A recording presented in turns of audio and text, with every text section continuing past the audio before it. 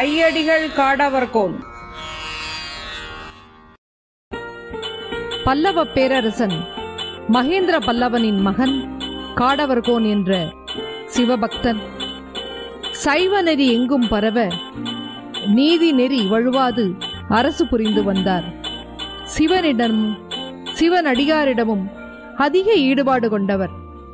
இந்த அரசு தம் சிவத்தொண்டுக்கு தடை என்று எண்ணி மனம் ஒட்டாமல் அரசு புரிவதை பாவமென கருதினார். உடனே தன் மகனிடம் ஆட்சியை ஒப்படைத்துவிட்டு துறவு பூண்டார். தல யாத்திரை மேற்கொண்டார். சிதம்பரம் சென்றார். தில்லை ஈசனை தரிசித்துவிட்டு வெண்பா பாடி போற்றினார். அதுபோல இவர் பாடிய வெண்பாக்கள் 11ஆம் திருமுறையின் ஒரு பகுதியாக வருகிறது. 24 வெண்பாக்கள் இன்று நம்மிடையே உள்ளது. வடமொழி, தென்மொழி, இயல், இசை, நாடகம் இவற்றை அனைத்தையும் வளர்க்க அரும்பாடுபட்டார். தல யாத்திரை பல செய்து முடித்து உடல் யாத்திரையை முடித்து இறைவன் பாதத்தை பற்றினார்.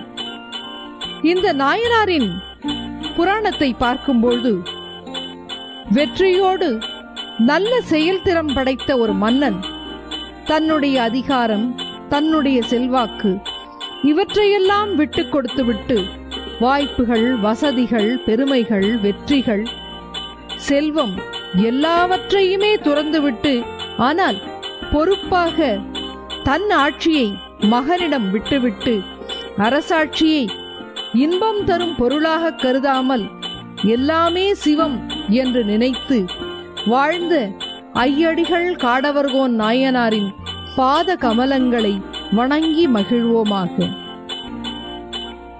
ஐயடிகள் காடவர்கோன் நாயனார். ஐயடிகள் காடவர்கோன் நாயனார் ஒவ்வொரு திருக்கோயிலின் முன் நின்று ஒரு வெண்பா பாடி இறைவனை வழிபடும் நிலையிலே 4 சிற்பங்கள் அமைந்துள்ளன.